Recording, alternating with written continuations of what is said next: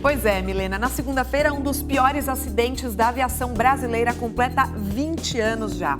A queda do Fokker 100 da TAM aqui em São Paulo, Que né, Lucas? tragédia. E esse dia trágico quase teve uma influência decisiva na história do esporte brasileiro. É que uma das vítimas dessa tragédia era o pai do hoje campeão olímpico, que teve que superar a perda para brilhar no esporte. –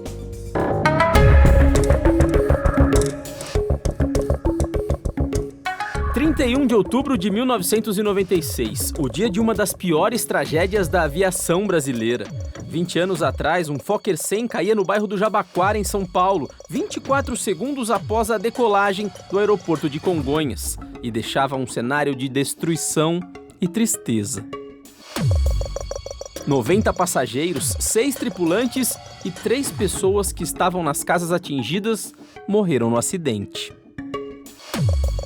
Mas hoje vamos falar de um nome específico na lista das vítimas, William Arjona, que não por coincidência tinha o mesmo nome de um campeão olímpico do Brasil.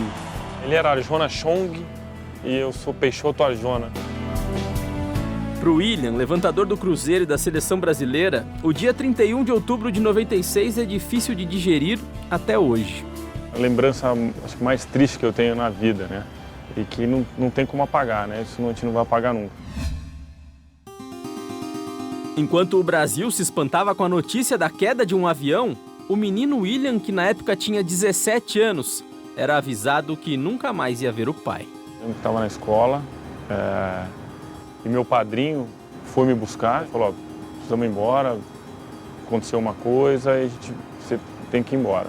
Eu lembro que o mesmo garoto eu falava: não, ele deve ter ido viajar para algum lugar, não é verdade, ele não estava ali. E não era mesmo para estar.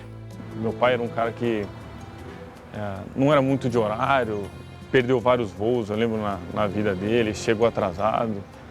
É engraçado que nesse dia ele chegou antes do voo, o voo dele não era esse, e eles separaram, na época, os empresários para viajarem nesse voo, que era um voo comemorativo.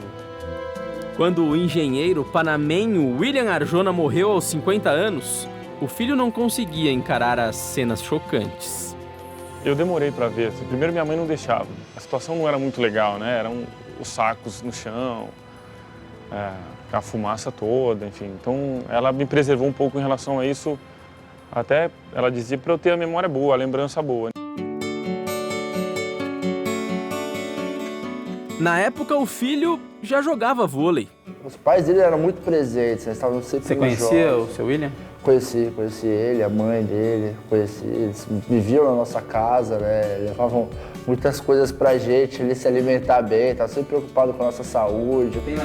O também campeão olímpico Rodrigão, lá em 96, era companheiro de clube e dividia apartamento com o William. Eu lembro que eu tinha ido viajar com um adulto, né? Ficou eu e ele praticamente, a gente revezava alguns jogos. E aí quando eu cheguei em casa, eu fiquei sabendo da notícia.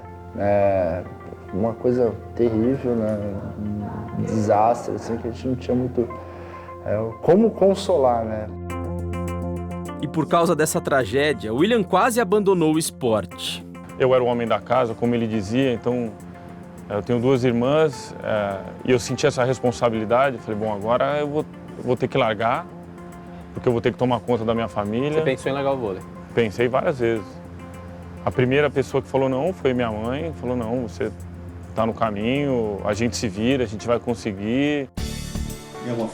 Além da mãe, o técnico da seleção brasileira juvenil foi determinante para o William não largar a bola. Ele chamou todo mundo, falou: queria falar um negócio exclusivo para você, mas que todo mundo esteja escutando. Você é um excelente jogador, você é um líder, não deixa de jogar, cara, você vai poder ajudar a tua família jogando vôlei. Um dos momentos mais emocionantes deu como treinador.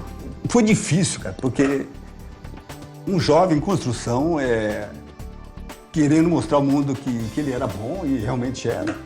E aconteceu uma tragédia que fez ele ter dúvida e aquele momento ajudou ele a ser o que é. Número 7, William Arjona.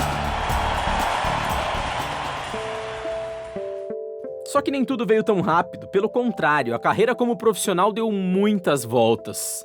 Enquanto os companheiros da época de Suzano, Rodrigão e André Nascimento aí na foto conquistavam o ouro em Atenas 2004, William procurava um espaço no vôlei brasileiro.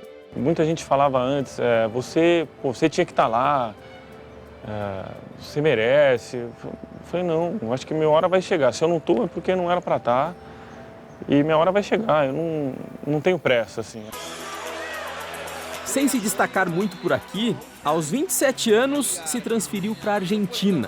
O que para muitos poderia ser o fim, foi na verdade o recomeço. Lá ganhou títulos, prestígio e o apelido de Mago, tamanha a habilidade. Eu não tenho dúvida que tudo isso que aconteceu na minha vida tem o dedo dele. Eu falo que eu sou abençoado, assim, eu tenho dois deuses, né? Eu tenho o Deus que todo mundo tem e eu tenho meu pai do lado direito dele, que sempre que eu vou fazer alguma coisa, ele põe a mãozinha ali e me guia para que eu tome a melhor decisão. Foi aqui, exatamente nessa rua, que o avião que levava o pai do William e outras 95 pessoas caiu. O tempo passou, as casas foram reconstruídas, a vida seguiu. E quis o destino que 20 anos depois daquela tragédia, o mesmo nome que estava na lista de vítimas entraria para a lista de campeões olímpicos no Rio 2016.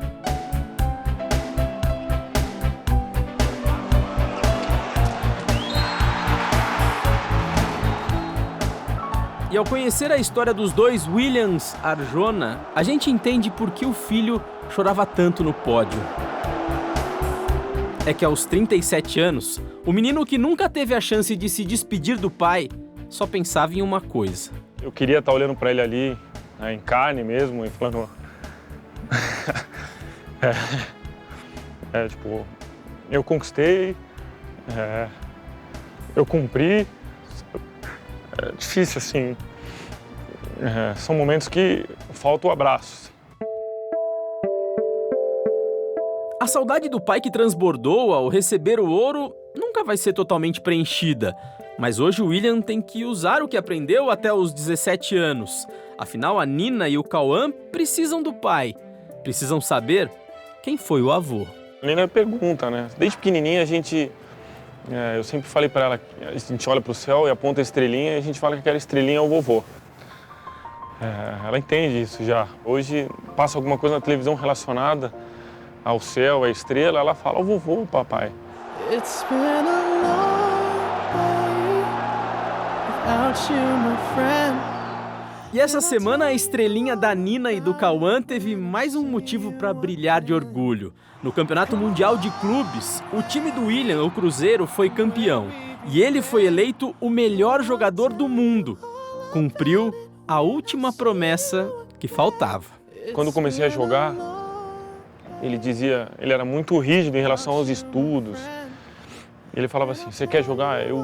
Tudo bem, eu vou te apoiar, mas você vai ter que ser o melhor. Então, a minha frase de cabeceira, eu sempre me dediquei minha vida para ser o melhor, para provar pro meu pai.